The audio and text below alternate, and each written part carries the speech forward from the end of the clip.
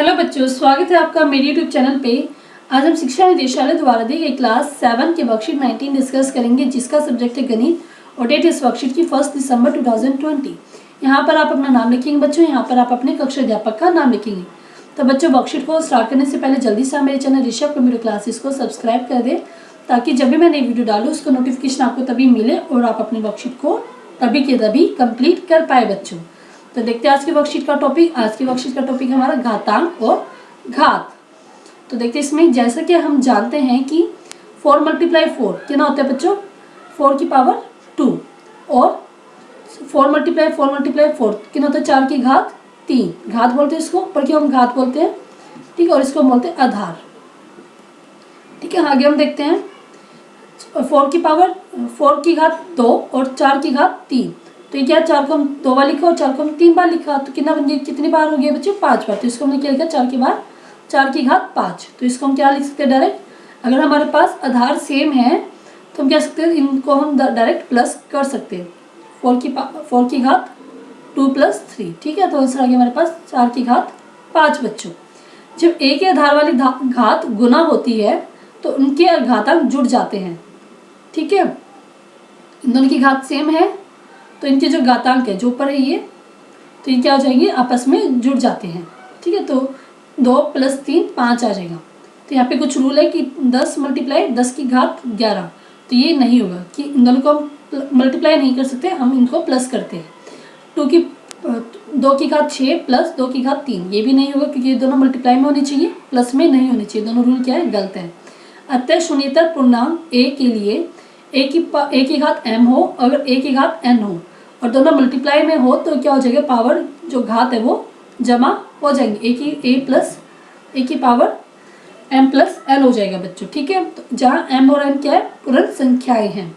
तो एक और क्वेश्चन इसका, एक ही आधार वाली घातों का विभाजन। अब क्या सेकंड ये रूल है, ठीक है, ये रूल नंबर 1 था, ये रूल नंबर 2 है। अगर इसी प्रकार में आधार सेम हो और घातों का विभाजन करना है तो 3 की घात 4 और 3 की घात 2, तो 3 को 4 बार लिखा और 3 को 2 बार लिखा, और 3 को 4 बार लिखा और फिर नीचे 3 को 2 बार लिखा, 2 से 2 कट गया, कितना बच गया, 3 की घात 3 को 2 बार बच गया, इसको हम लिखेंगे 3 की घात 2। और इसको हम डायरेक्ट भी कर सकते हैं, अगर दोनों क्या जो आधार अगर सेम है तो हम सीधा घात को हम माइनस भी कर सकते हैं। तो आंसर आएगा हमारे पास 3 की घात 2। अतः शून्येतर पूर्णांक a के लिए a का घात 2, a की घात m और a की घात n, तो हम क्या करेंगे, दोनों घातों को हम जब घटा देंगे, a की घात m - n हो जाएगा बच्चों, ठीक है। तो याद रखना, जो ऊपर होता है उसको पहले लिखें और जो नीचे होता है उसको हम बाद में लिखें। तो इसका आंसर आएगा a की घात m - n, और m क्या पूर्ण संख्या है और m क्या है, n से बड़ा है बच्चों। नेक्स्ट रूल है हमारा रूल नंबर 3। अगर a की घात 3 है और पूरे की घात 2 है, पर विचार करना हमें, तो a की घात 3 पूरे की घात 2, तो इसका मतलब क्या है, 2 है, तो इसका मतलब क्या है कि 2 की पावर 2 की घात 3 2 बार आएगा, 2 की घात 3 और 2 की घात 3 2 बार आ गया। अब ये फर्स्ट रूल हो गया हमारा, अगर क्या दोनों का आधार सेम है तो पावर क्या हो जाएगी, जो घातांक है वो जमा हो जाएंगे। तो 3 + 3 हो गया बच्चों। तो इसमें क्या 2 की घात कितना आ गया, 6। तो आंसर क्या आ गया हमारे पास, इसको हम डायरेक्ट ये भी कह सकते हैं, अगर 2 की घात 3 है और पूरे की घात 2 है तो इसकी क्या हो जाएंगे, दोनों घात आपस में मल्टीप्लाई हो जाएंगे, तो इसमें 6 आंसर आएगा, ठीक है। ये शॉर्टकट है इसका।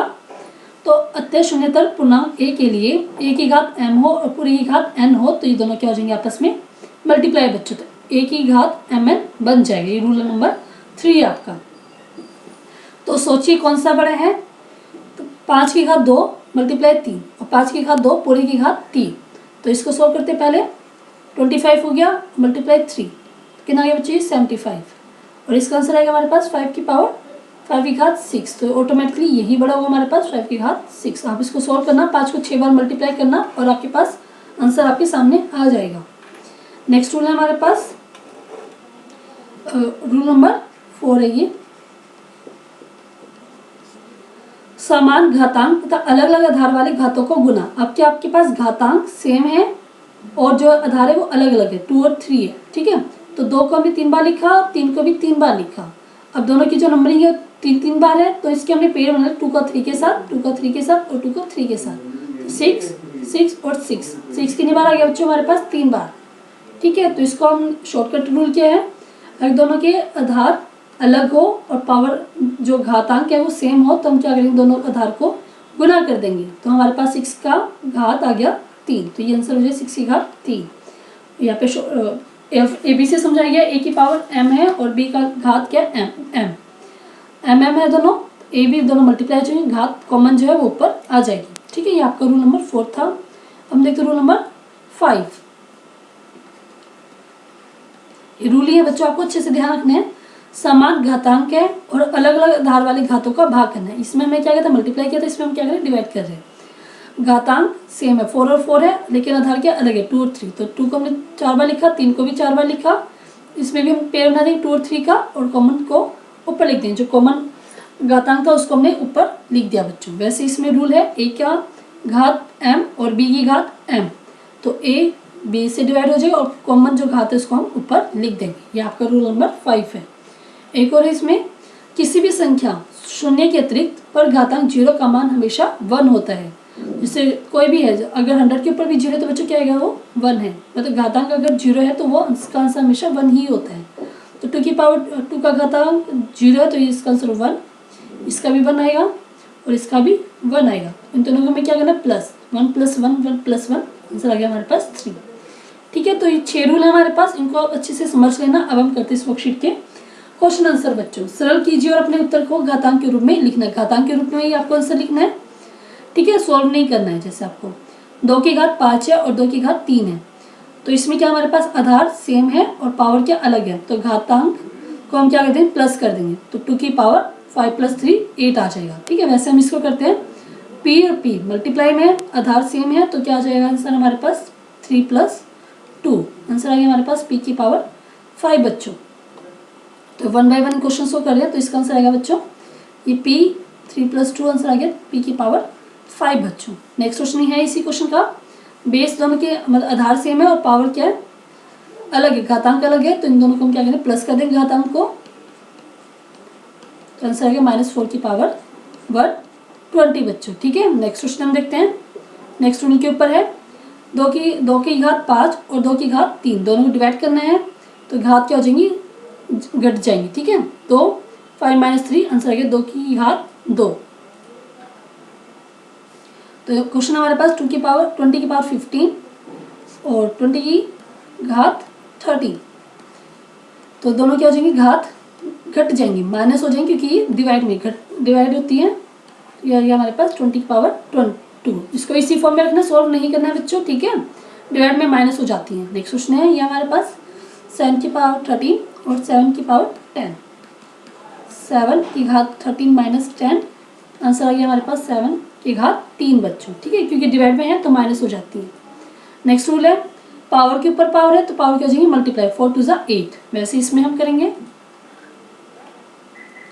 6 की पावर 6 की घात 2 की पूरी की घात है 10, तो ये क्या हो जाएंगे घात क्या हो जाएंगे आपस में गुना हो जाएंगे, 2 × 10, आंसर आ गया हमारे पास 6 की पावर 6 की घात 20 बच्चों। ठीक है, नेक्स्ट एक रूल है इसमें, इसी क्वेश्चन के ऊपर है, दोनों घात क्या हो जाएंगी मल्टीप्लाई हो जाएंगी, आंसर आ गया हमारे पास 7 की घात 100 बच्चों। ठीक है, तो घात क्या हो रही है इसमें गुना हो रही है, अगर घात के ऊपर घात हो तो दोनों घात क्या हो जाएगी गुना हो जाती है। नेक्स्ट रूल है इसमें 2 की घात 3 मल्टीप्लाई 4 की घात 3, तो इसमें क्या हमारे पास घातांक सेम है तो आधार क्या हो जाएंगे मल्टीप्लाई हो जाएंगे। 2 × 4 की कॉमन की घात 3, तो 8 की घात 3 आ गया बच्चों। तो वैसे इसको करेंगे हम, घातांक सेम है तो अंदर क्या हो जाएंगे दोनों आपस में मल्टीप्लाई हो जाएंगे और जो कॉमन घातांक है वो ऊपर आ जाएगा 80 की घात 2 बच्चों। ठीक है, इसको ब्रैकेट में ही रखना।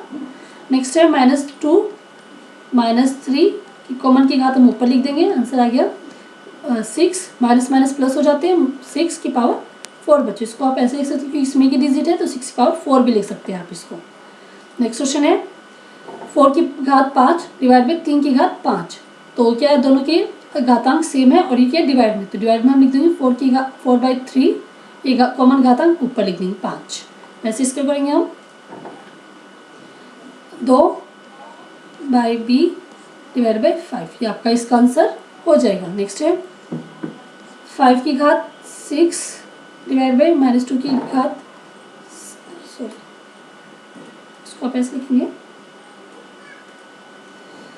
5 की घात 6 -2 की घात 6। अब इसको सॉल्व करना है तो आप क्या करेंगे, एक कॉमन ब्रैकेट लेंगे और इसको -2 और कॉमन घात को आप ऊपर लिख देंगे बच्चों। ठीक है, तो ये लास्ट क्वेश्चन भी हमारा कंप्लीट हो गया। तो पूरी वर्कशीट बच्चों हमारी कंप्लीट हो गई है। बच्चों अगर आपको वर्कशीट समझ में आई, अच्छी लगी है, अगर आपको थोड़ा सा भी कन्फ्यूजन लग रहा है तो इस वीडियो को दोबारा से जरूर सुनना, तभी ये क्वेश्चन सोल्व होंगे आपके।